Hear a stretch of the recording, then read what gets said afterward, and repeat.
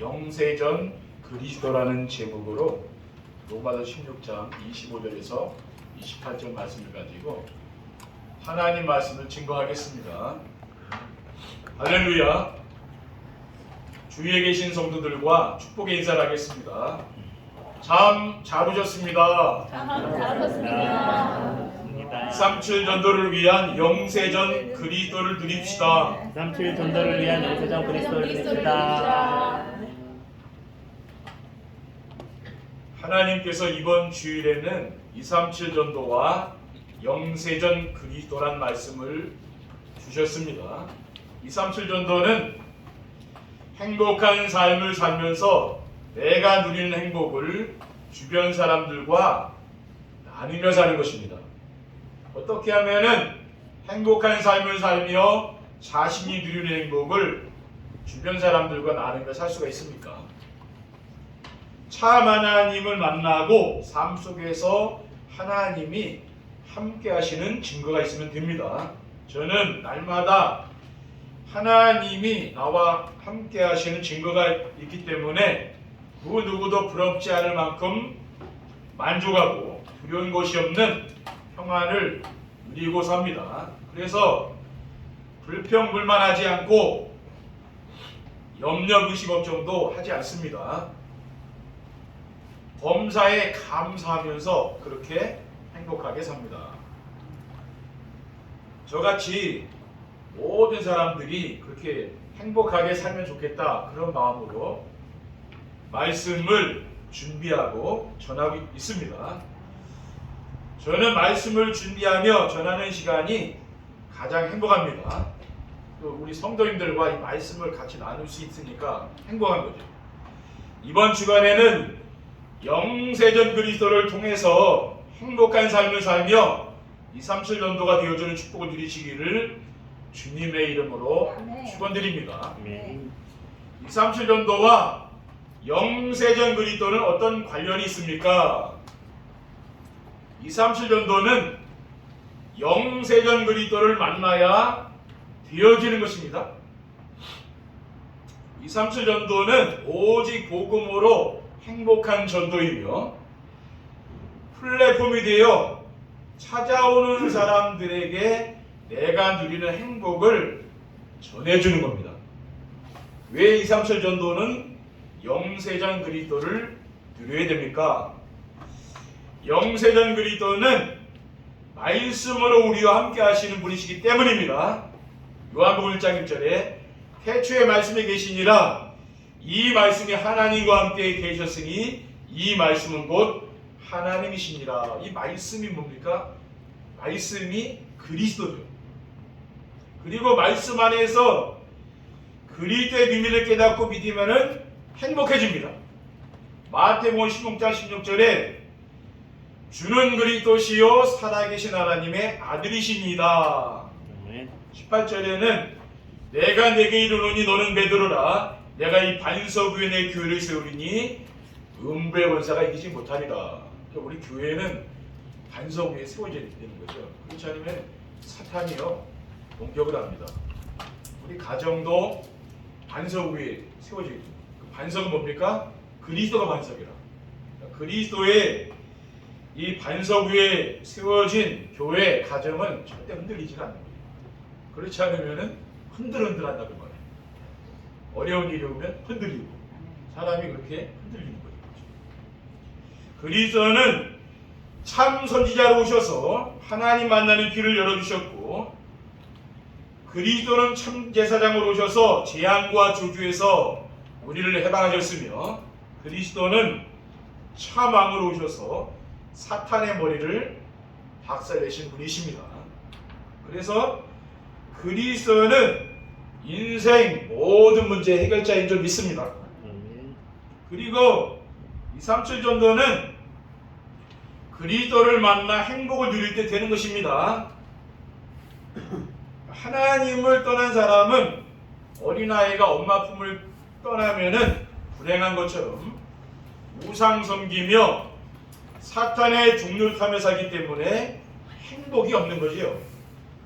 예수 그리스도를 통해서 하나님 만나 하나님과 앞에 살게 되면은 어린아이가 엄마 품에 있으면 행복하잖아요. 그와 같이 하나님 품에 있으면 행복한 삶을 살게 되는 겁니다.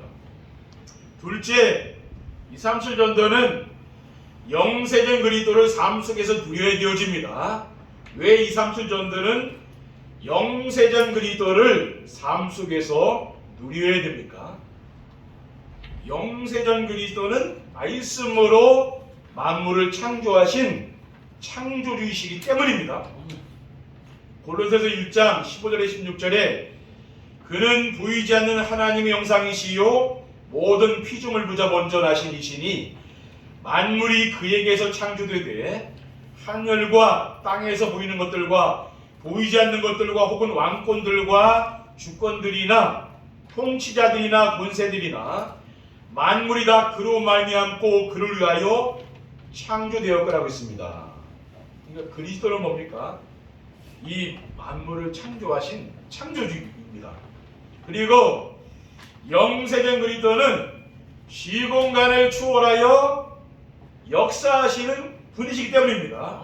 마태복음 28장 20절에 보면은 하늘과 땅의 모든 권세를 가지신 그리스도께서 뭐라고 하셨습니까? 볼지어다. 이건 뭡니까? 봐라 이 말이 또 중요하게 강조한 거죠. 내가 세상 끝날까지 너희와 항상 함께 있으리라고 했습니다. 그 영세전 그리스도가 시공간을 초월하여 항상 함께 하시고 이 예배 드리는 이 자리에 함께 하신다는 말이죠. 그것이 이제 보여야 되는 거죠. 그리고 그리스도를 누리면은 2,3,000년도가 되는 재창조 역사가 일어나기 때문입니다. 고린도서 5장 17절에 그런즉 누구든지 그리스도 안에 있으면 새로운 피조물이라 이전 것은 지나갔으니 보라 새 것이 되었도다라고 했습니다. 셋째, 2,3,000 전도는 영세전 그리스도로 인생의 근본 문제를 끝내야 됩니다. 왜 2,3,7 전도는 영세전 그리스도로 인생의 근본 문제를 끝내야 됩니까? 왜냐하면은 그리스도를 만나게 되면은 변화가 되는 거죠. 그렇죠? 내가 그리스도를 만났는데 변화가 안 되는 사람 없습니다. 다 여러분이 예배를 나와서 은혜 받으면 다 변화가 되거든요. 그렇죠? 그리스도를 만나면은 나 중심의 삶에서 나만 알잖아요. 하나님 모르면 나밖에 모르는 겁니다. 나 중심에서 그리스도 중심으로 삶이 바뀌는 거죠. 내 인생의 주인을 그리스도로 모시게 되는 겁니다. 이제는 말씀을 따라서 내가 순종하는 삶을 사는 거죠. 사도 바울은 갈라디아 교회 성도들에게 갈라디아 6장 14절에 그러나 내게는 우리 주 예수 그리스도의 십자가 외에는 결코 자랑할 것이 없으니 그리스도로 말미암아 세상이 나를 대하여 십자가에 못 박히고 내가 또한 세상을 대하여 그러하니라라고 했습니다.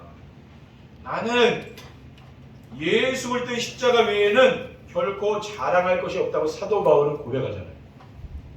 근데 우리는 자랑할 게 너무 많죠, 그렇죠?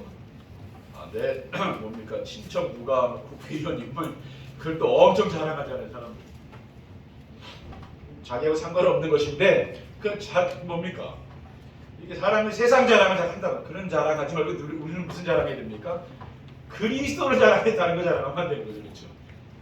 왜 세상 사람들이 그런 자랑을 싫어한다니까? 왜냐? 자기들도 다 있거든요. 배경 이런 건 세상 사람 우리보다 더 많아요. 그리고 그리스도를 만나면은 물질 중심의 삶이 하나님 나라 중심으로 바뀌게 됩니다. 마태복음 12장 24절에 28절에 그러나 내가 하나님의 성령을 힘입어 귀신을 쫓아내는 것이면 하나님 나라가 이미 너에게 임하였느니라 라고 했습니다. 누가복음 17장 20절에 21절에 보면은 바리새인들이 하나님 나라가 어느 때 임하나이까 묻거늘 예수께서 대답하여 이르시되 하나님 나라는 볼 수 있게 임하는 것이 아니요 또 여기 있다 저기 있다고도 못하리니 하나님 나라는 너희 안에 있느니라 라고 했습니다. 우리 마음과 우리 가정이 평안해지는 거예요. 뭐 분쟁과 다툼, 갈등이 끊이지 않았는데 어느 날 그런 게 없어지는 거죠. 염려의식 걱정 늘 하고 살았는데 어느 날 없어져요. 그게 왜 그렇습니까? 하나님의 나라가 임하기 때문에 그런 일이 일어나는 거예요. 그리고 그리스도를 만나면 성공 중심의 삶이 오직 성령 충만한 삶으로 바뀌게 됩니다.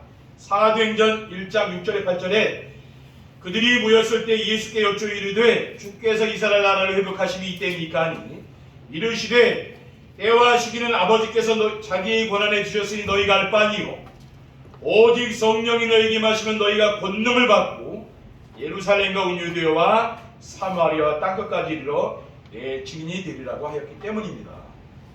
오직 성령 충만 받으면은 힘으로 그렇죠. 증인 되겠다 그랬죠. 2, 3절 전도를 위한 영세된 그리스도를 누리며 살려면 어떻게 하면 됩니까? 또 오늘은 뭡니까? 우리가 영세전 그리스도. 그리스도는 뭡니까? 이 세상이 창조되기 전부터 영원 전부터 계신 분이죠. 그래서 영세전 그리스도라는 말이에요. 영세전 그리스도를 누리며 살려면은 그리스도를 바르게 알아야 됩니다. 우리가 누리며 살아야 할 영세전 그리스도는 어떤 분입니까? 그리스도는 영세전부터 감춰져 계셨던 분입니다. 이건 비밀이죠. 세상 사람들은 잘 모른다니까 비밀이다. 로마서 16장 25절에 27절에 나의 복음과 예수 그리스도를 전파함은 영세전부터 감춰졌다가 이제는 나타나신 바 되었으며 영원하신 하나님의 명을 따라 선지자들의 글로 말미암아 모든 민족이 믿어 순종하게 하시려고 알게 하신 바 그 신비의 계시를 따라 된 것이니 이 복음으로 너희를 능히 견고하게 하실 지혜로우신 하나님께 예수 그리스도로 말미암아 영광이 세세 무궁하도록 있을지어다. 아멘이라고 했습니다. 뭡니까? 사도 바울은 나의 복음이라 했잖아요. 예수를 전파한 것은 영세전부터 감춰진 건데 이제 나타내신 바 됐다 그랬잖아요. 그리고 이 복음으로 너희를 능히 견고하게 한다 그랬어요. 복음이 아니면 어떻게 된다는 겁니까? 우리가 세상에 휩쓸려 사는 거예요. 세상에 이렇게 시끄러우면 거기 늘 휩쓸리고 그렇게 산다는 말이에요. 그렇죠. 근데 세상이 어떻게 돌아가든지 내가 흔들리지 않고 견고해지는 거예요. 나의 신앙이, 내 삶이 그렇게 변화되는 겁니다. 그리고 그리스도는 태초에 하나님과 함께 계셨던 분이십니다. 요한복음 1장 1절에 태초에 말씀이 계시니라 이 말씀이 하나님과 함께 계셨으니 이 말씀은 곧 하나님이시니라 라고 했어요. 그리고 그리스도는 하나님과 함께 만물을 지으신 분이십니다. 요한복음 1장 2절에 3절에 그가 태초에 하나님과 함께 계셨고 만물이 그로 말미암아 지은 바 되었으되 지은 것이 하나도 그가 없이는 된 것이 없느니라 라고 했습니다. 그러니까 이 만물을 지으신 분이 바로 그리스도라는 말이에요.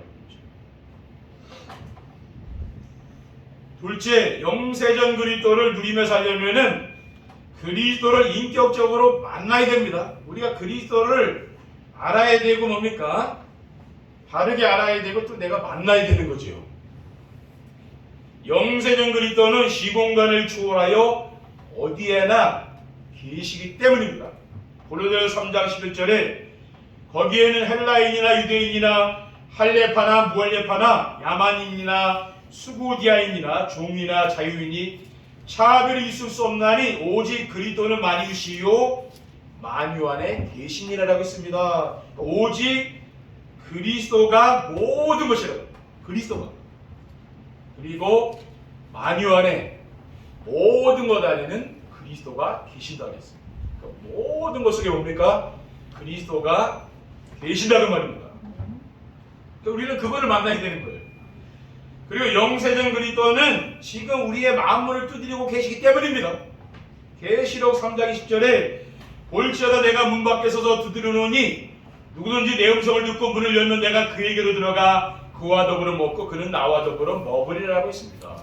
그렇죠. 그리스도께서는 우리 항상 뭡니까? 내 마음을 두드리시면서 내 안에 들어오셔서 항상 함께 하시길 원하시고 함께 하시는 분이죠. 그렇죠? 그리고 영세전 그리스도를 마음에 영접하면은 영원히 우리와 함께 계시기 때문입니다.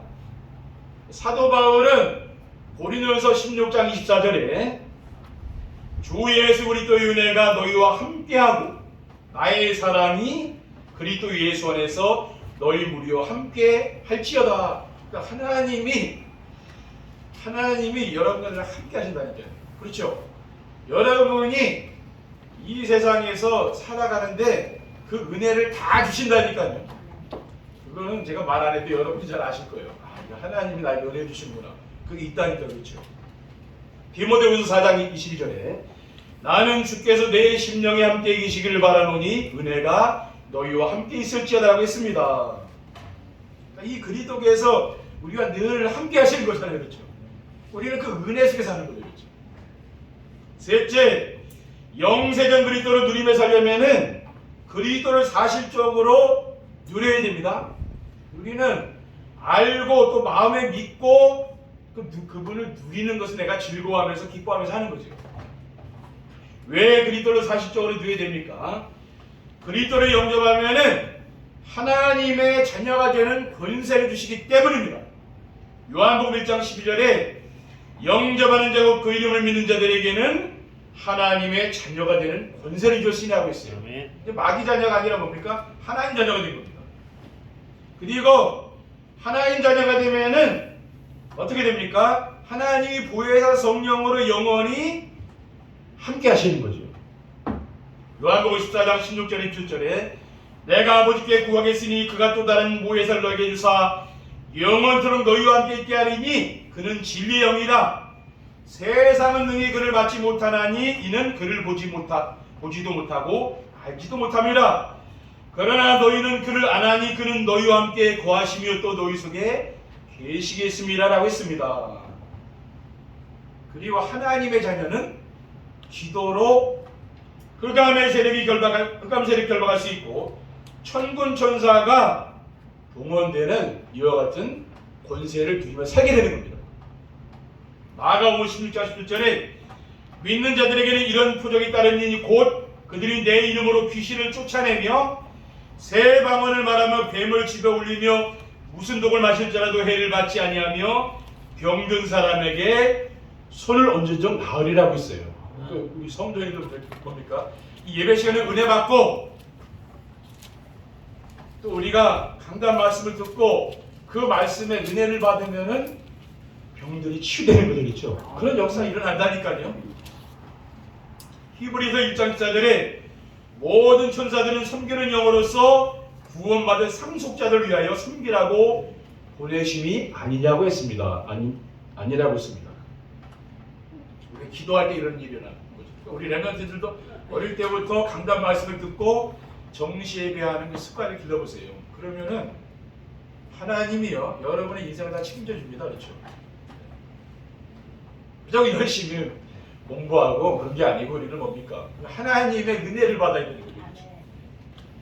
은혜를 받아야 돼요. 우리 주일날 예배 때 뭡니까? 세상 무거운 짐 다 내려놓고 은혜 받아야 되는 거예요. 그렇죠? 그럼 여러분이 한 주간 정말 힘들지 않게 살 수가 있는 겁니다. 결론입니다.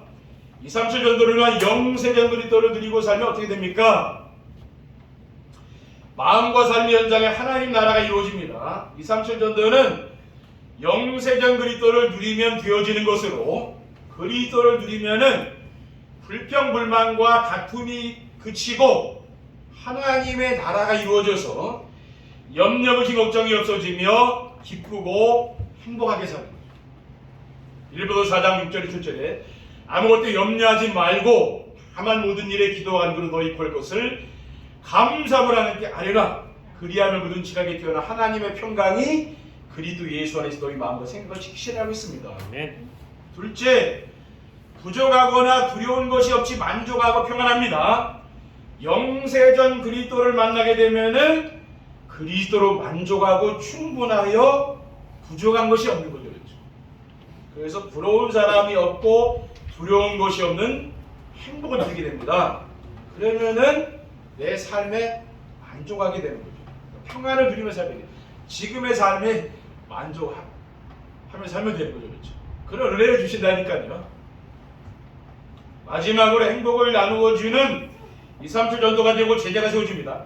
237 전도는 자신이 영세전 그리스도를 마음속에 영접하고 누리면은 오직 복음으로 행복하여 그 행복을 다른 사람에게 나눠주는 플랫폼이 되는 거죠. 그러니까 여러분이 꼭 기억해, 이 예배당 밖에 나가시면은 나 혼자다 그런 생각하시면 안 됩니다. 그렇죠?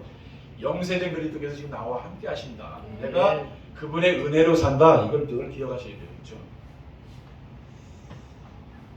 그러면은 그게 플랫폼입니다. 그러면은 어두운 이 시대의 재앙을 막을 수 있는 파수망대가 되며 237 나라 5천 종족과 소통하는 안테나가 되어 현장에서 전도가 되어 지금 하나님 만남을 주시는 거죠. 그리고 교회에서는 우리가 말씀 포럼하면서 제자들이 일어나는 거죠.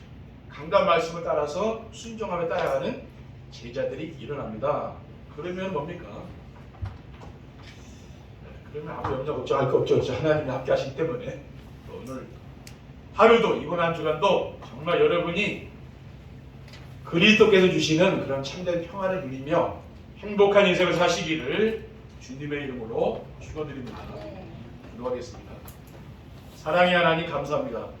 오늘 주신 귀중한 언약의 말씀을 굳게 붙잡고 영세전 그리스도를 알고 믿고 누리며 사는 귀한 성도님들 될 수 있도록 현장에서 모든 문제 속에서 하나님이 함께하는 임마누엘의 축복을 누릴 수 있도록 인도해 주옵소서. 주 예수 그리스도의 이름으로 기도드립니다. 아멘.